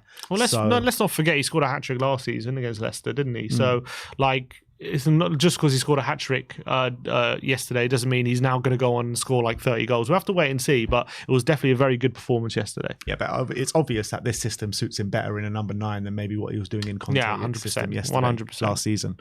All right, let's move on to the 5 takeaways and see what 5 things we can take away from the 5-2 win against Burnley yesterday. Starting off with number 1, manna from heaven. Yeah, and this is obviously about Manor Solomon yesterday, who got 2 assists in what was a very big occasion for him of getting his first start in the Premier League. And I think he took it with both hands, with a really creative and really good performance from him. He completed 20 of his 22 passes, 91% of them, 5 key passes during the game, which is a super impressive number. 3 of his 5 dribbles, 2 assists, but off the ball as well, 2 tackles and 1 interception as well. So he was also doing the dog work off the ball, as well as being a really creative option on the ball. If there were any doubts about him, obviously it's still very early days, but he had a really top performance in his first Premier League start, and you've got to be very happy for him. Yeah, and the away fans were absolutely loving the performance from Manuel Solomon yesterday. I thought at times in the first half he was completely unplayable. Sometimes he was just getting the ball and beating his man consistently. They found it really hard to deal with him. I felt like his first half display was better than his second half display, and maybe he did tire at some point, but still got an assist in the second half, and a really good one at that. So I think it's a really good start for Solomon to provide a building block in terms of moving into the season. His first start in the Premier League, his first start for Spurs as well on his favoured left position. So I'm really liking the performance from Manor and excited to see what can come from him as well. Moving on to number 2, The sun is shining. Yeah, and what a clinical performance from Heung-min Son. 3 shots on target and 3 goals in what was a sensational hat-trick. But yet again, showing how good his finishing is. 3 goals from 1.12 XG. So yet again, another overperformance in his expected goals for Heung-min Son, and he's just a master at that. But in general play as well, completed 14 of his 17 passes. Also completed 1 key pass throughout the game. So despite his goals, he was also offering a really good build-up play for the team, just good quality, not giving the ball away cheaply like maybe Richarlison has in previous games. It's just nice to have a player that can actually control the ball. Exactly. Just when it's fired into me, has a first touch and just can keep the ball. So really great stuff from a Heung-min Son. But his finishing ability, we know that's what his biggest strength is. That's where he's elite. And again, he showed that yesterday. And let's just hope he keeps getting these goal scoring positions. Yeah, exactly. And he he had such a great performance yesterday, and everything he did, every single touch he did, every single action he had in the game was pure quality from him. And he's really leading by example now. He's got that captain's armband on, and look, I think he's the perfect captain for us, to be honest, out of all the selections that we could have gone with. And 3 goals on his first start as number 9. Richarlison must be thinking, what have I got to do now to get back into this team? And you got to say, we have to keep moving on and keep persevering with what we're doing now with Son as the number 9 and Manuel Solomon on the left. I think it still brings a question with who goes on the right with Brennan Johnson in the squad now.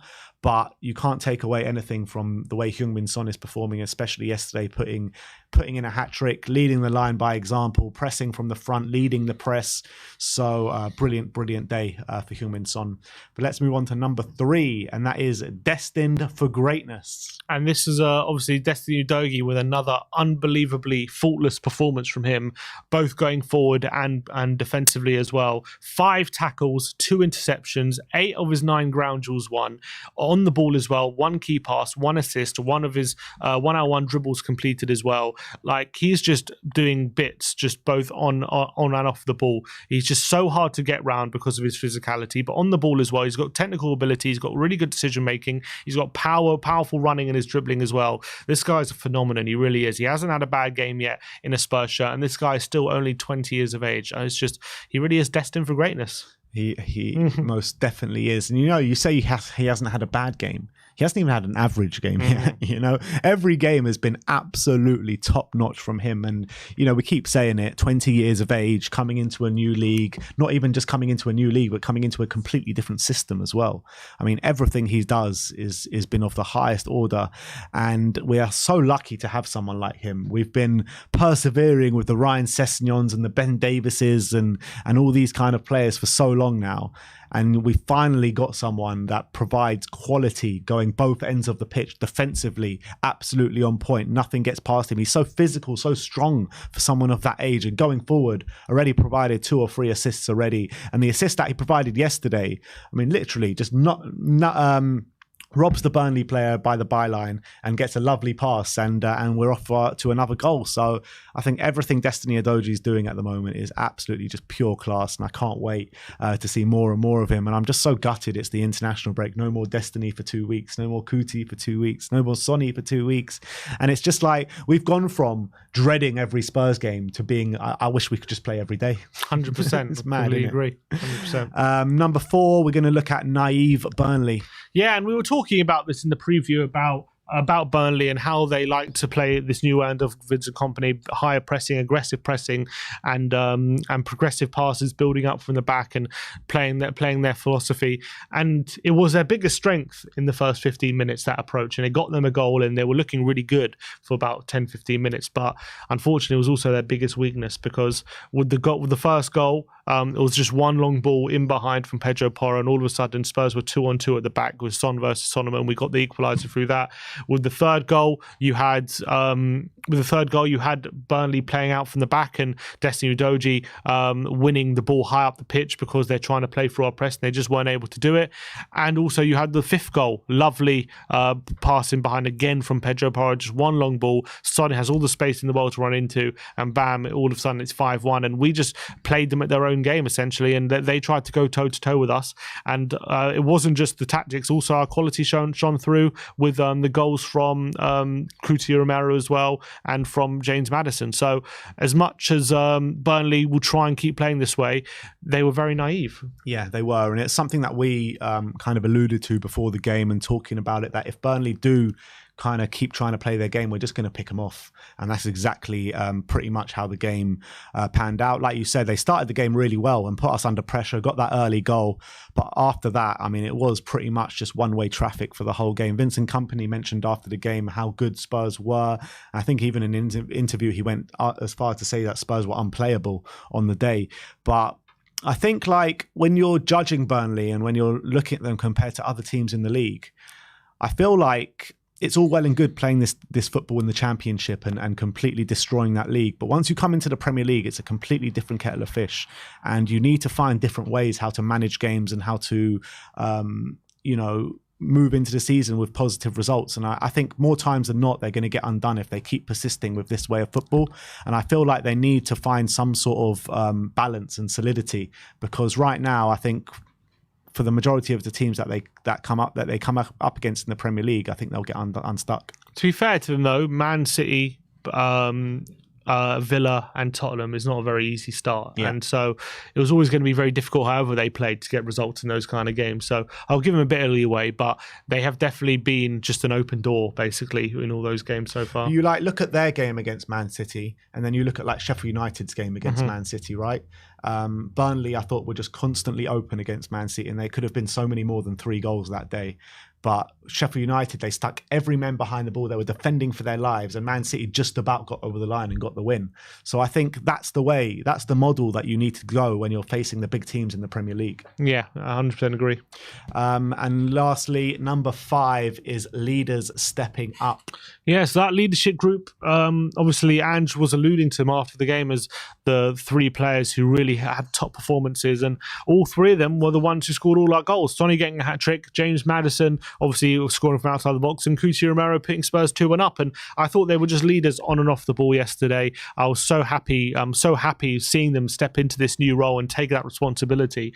And I just thought they were probably, all 3 of them, a class above the rest yesterday. They were so good in terms of taking responsibility on the pitch, but also providing that quality when we really needed it as well. So happy for them, and just loving the new leadership group as well. And it's they've had a really good start to life as the captains. Yeah, and it's not just the way they're playing, but it's their attitude and application on the pitch and off the pitch. You can really see the change. I definitely can see the change in Cuti Romero for sure. I mean, that stat before saying that he hasn't made a foul yet this season, it's just night and day to what we were seeing last season. It's not even like he's not being aggressive, because he is being super aggressive. He's just doing it smarter now. And I think the vice armband or the vice captaincy has really helped that. I think it's given him more authority and more responsibility on that pitch, and he's showing that. Heung-min Son as well, I think he's carrying himself a bit differently to what we've seen in the past. And also, we're just looking so good, aren't we? And the captains are stepping up for the team. Maddison as well. I mean, I never knew Maddison had this leadership and qualities about him before joining us, and he really is everything that we wanted and more from James Maddison. So the 3 leaders are really stepping up for Spurs on the pitch and off the pitch as well. So I couldn't be happier, to be honest. I really 100%. So that is your 5 takeaways from the game against Burnley. 5-2 winners at Turf Moor. We go into an international break, much to all of our frustration. Are we going to look at Twitter? Is there much to look at? Yeah, I guess we'll look. We've got some stuff to look at. All right, let me just get it up. My phone's being a bit slow. Bear with. All right, here we go. Oh, there we go. So the first one we're going to look at is James Maddison cupping his ears to the Burnley faithful yesterday. I thought that was such a funny moment throughout the game. It's not the first time this season he's been providing a bit of shithousery with the opposition fans as well. Yeah, it's been great. He's a good lad, as that ball fan said. It was such a funny moment. Next up, the Tottenham feed saying, look how much one superb save means to them. And that's the moment I was talking about before, like Romero and Vicario just celebrating that Vicario save like it was pretty much a goal. I thought it was brilliant, wasn't it? That passion you see when they're defending. I love to see that. Next up, Billy T saying, okay, I love him a lot, Vicario. And I think Vicario, he is becoming a bit of like a lovable figure, isn't he? Yeah, and also you got to remember, like, he's a figure who has battled against a lot of the odds. Hasn't really been in the conversations about goalkeepers in terms of how good they are up until a season ago playing for Empoli, and he's really he's been playing for a team down at the bottom in Serie A, and yet he's caught the eye because of how good his performances have been, and now he's on a move to a big club like Spurs. So he's been battling against the odds for a long time. To be making it at 26 even for a goalkeeper, it's a big journey, and he's doing so well. Agreed. Next up is a tweet from Pedro Porro 3 hours ago, and he just says, "Good morning," with this picture underneath. I mean, Pedro Porro's got a lot to be happy about right now, because you got to say, players like him and Romero, who have come into this team and just been followed around by absolute crap around them, and we haven't been able to put any sort of footballing moves together and a good footballing side. And now they're reaping the benefits, and now they're really showing up for the team as well. Yeah, and he's loving it. You can see that. Look at the passion on his face. I'm sure that's probably from one of his assists as well. I saw him also post a little clip on TikTok of his pass. He's showing off his pass as well. So maybe he's rivaling Emerson for the compilations.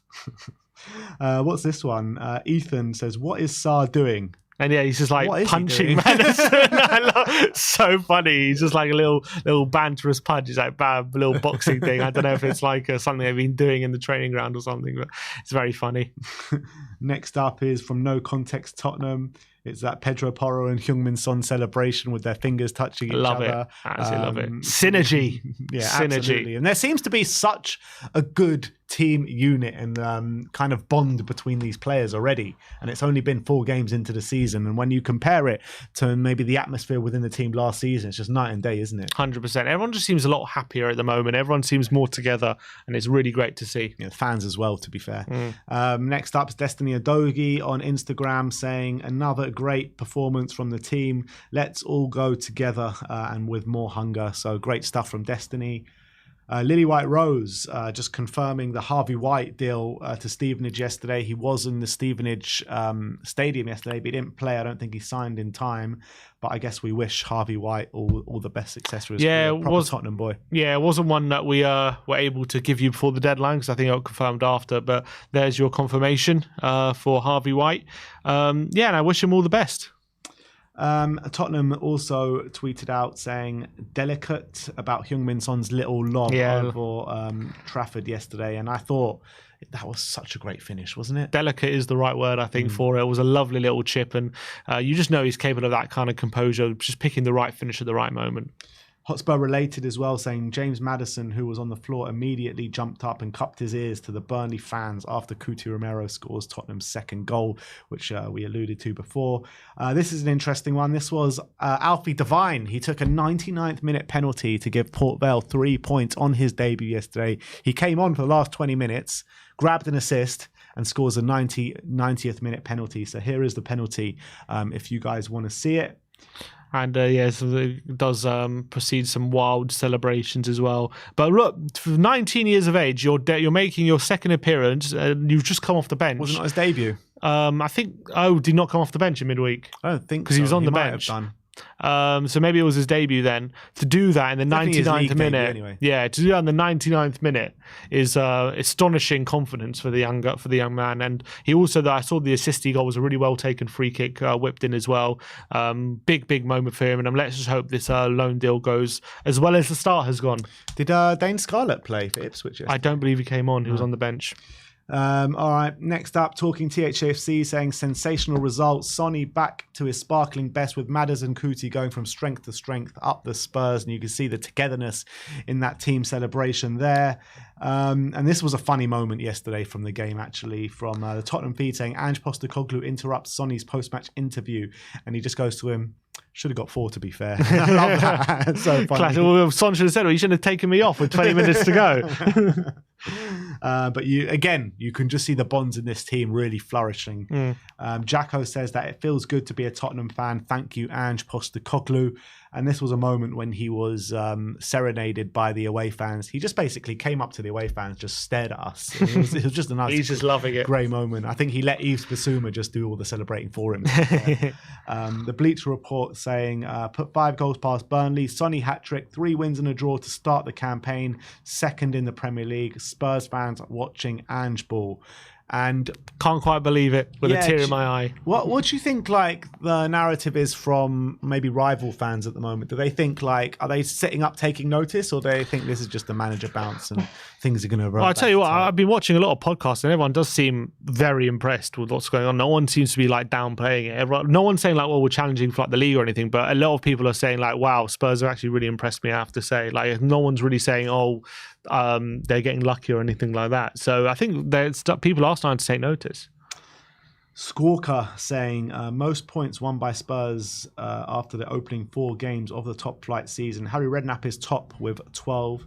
Ange is level on second with Antonio Conte and Glenn Hoddle with 10 points after 4 games. And there's a good nice start. Picture, a brilliant start. Statman Dave said James Maddison has now registered 12 goals and 11 assists in the Premier League since the start of last season. He has now got 2 goals and 2 assists so far for Spurs in 4 games as well. Not bad. 4 goal contributions in 4 games. I mean, you can't really complain, can you? Not bad for a 40 million signing so far. And look, I think it's just the start. I really believe that. So how many goals do you reckon, goal contributions, he can get by the end of the season? 20. 20. Yeah, at least. I really believe that. I think he's got the quality to do it, and he's in a better team. I don't doubt it at all. Not at all. After seeing what he's Well, then again, he got more than 20 last season, he's saying. So, what, 12 and 11, which is 23. 25. Let's do 25. Let's go. Squawker is giving us Destiny Adogi's game by numbers. 100% final third pass accuracy, 93% pass accuracy, 14 possession won, 10 duels contested, 8 duels won, 5 tackles, 3 clearances, 2 fouls, 1 chance created, and 1 assist. And that just goes to show like what an amazing display it was from Destiny yesterday. Yeah, phenomenal from Udogie. Just faultless, just going both ways. He's just a threat going forward, and defensively, you just can't get past him. It's amazing. Tottenham tweeted out the full-time scenes with the Spurs fans in absolute full voice yesterday. I was there and I just thought it was the best atmosphere of the season. I've been to every game so far this season and every game has been unbelievable atmosphere, but this was a different level. It really was. Yeah, and you can see every away game there's been, the players have been coming over to the fans and showing their appreciation. It was so, I was listening to it obviously on the headphones yesterday in the studio, and they were just so loud, the Tottenham fans. That's all you could hear was the Spurs fans singing the whole game as well. It felt like I was listening to a home game, to be honest, from Spurs. It was incredible stuff, and you can see the players really are appreciating it at the moment. Every at the end of every game, they're coming over and clapping us and giving us their recognition. So it's really great to see. And I think at this moment as well, you see Basuma coming over, which would be nice. So I think you get to see that bit here on the video, which is here he is in a Burnley shirt as well. Love that. He's really becoming like such a central figure, isn't he, Basuma? It's so good to see. Yeah. I'm so happy for him after a difficult first season. Brilliant. And there's Ange as well. Big Ange. Loving Basuma. I'm loving him so much. And you can see like... I love it. You see like, we talk about the kind of bond this team are creating on the pitch with the manager and the good vibes, but it's completely reciprocated from the fans as well. And I think like the fans and the team are starting to create this bond as well. I talked about that after the first game at Brentford. I could see something growing here, and it's still now growing game on game on game. And there's a real connection now building between everyone at the club, from the fans to the players to the management as well. So brilliant stuff. Tottenham tweeted out saying content with Sonny and Maddison doing the Maddison celebration. I love it. They did the Maddison celebration when he scored, and they both did the Son celebration when Son scored. So that was really good. Love that. And TNT Sports saying Heung-min Son's hat-trick for Spurs sends him past both Cristiano Ronaldo and Didier Drogba for Premier League goals scored. I mean, wow, not bad names to get past, is it? It's all right. Yeah, I think he's probably been in the league a bit longer than Ronaldo, but still not a bad name to get past. Exactly. The best 7 the Premier League's ever seen. Nico says that Saliba could never, and that was obviously the Cuti Romero goal yesterday. Absolute top bins. Next up is talking CHFC matters to the Burnley fans. This was the brilliant moment. You see it, yeah. If you see, look, bam, he just jumps up straight away. Look at it again. He's on the floor, and then Romero scores, bam, straight up to the crowd. Absolutely fantastic from Maddison. And Tottenham again tweeted out saying, "Your match ball now, Pape," and he quickly just grabbed that ball after Sonny on the final whistle. There, I saw a few players where I think Romero was having jokes with them as well. And Madison faked to kick the ball at the crowd. And At one point after the game, I think Romero was wearing the captain's armband somehow. I don't know how that happened. Because Son went off and Romero was still on. Oh, right. Was that must the case? have been it, yeah. And then obviously this was a tweet by me saying, love this club. And that was the celebrations at the final whistle with all the players coming over, Bissouma and Ange Postecoglou and all the other players as well. This was a sensational view from Johnny H of the goal yesterday, Cuti Romero's goal. Just look at this angle. Yeah, it's a great. It's right behind it, right into the corner. Unbelievable angle. Another tweet from Tottenham with Sonny with 3 ball emojis for his hat trick. And I think that was. I think that probably is it. Yeah, that is it. So yeah.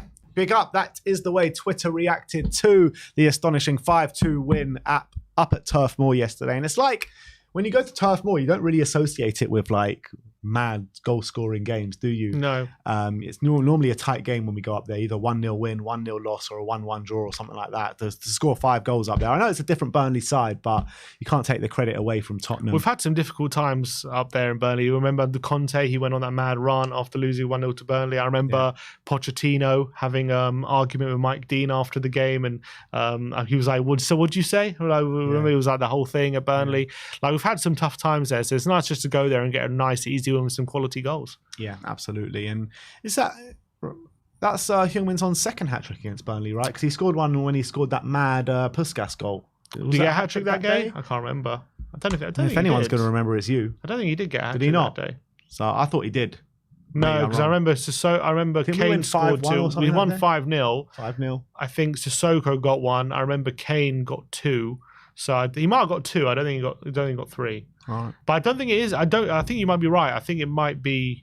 I think he's got a hat trick before against Burnley. I can't remember when though. I just have it like vividly in my memory that he's got a hat trick against Burnley before, but I might be wrong. I'm sure someone in the chat can tell me. I'm sure KPB's there screaming it, saying he scored a hat trick in there. He scored a few against Burnley. I'm not 100% sure if he ever got a hat trick. So. All right. Well, that brings an end to our stream. Thank you, everyone, for joining us today. I love bringing you these streams. They are like since Ange has come in. Yeah, it's been absolutely brilliant. Like, not going to lie, guys, it was a bit of a slog doing these streams last year when Spurs were throwing up Conte ball. But now it's Ange ball. It's just a delight to watch Spurs, a delight to analyse Spurs. I mean, just everything is just a delight, isn't it? Just doesn't feel like work. It just feels like this is just having fun at the moment, and I'm just loving every second of it. And long may it continue. I just can't wait for Ange ball to be back in 2 weeks' time. It's such a shame we got an international, but I can't be asked for Southgate ball. Oh, it's so turgid compared to Ange. Well, let us know in the comment section below what kind of content you might want to see over the international break as well, because we've got 2 weeks now to fill to do content fillers for you guys. I'm sure we'll bring back some like unpopular opinions and stuff like that. It'll be interesting to see what unpopular opinions we get now with Ange at the helm. But look, thank you everyone for joining us today. We'll see you all very soon. Like, subscribe and comment. And as always, come on you Spurs.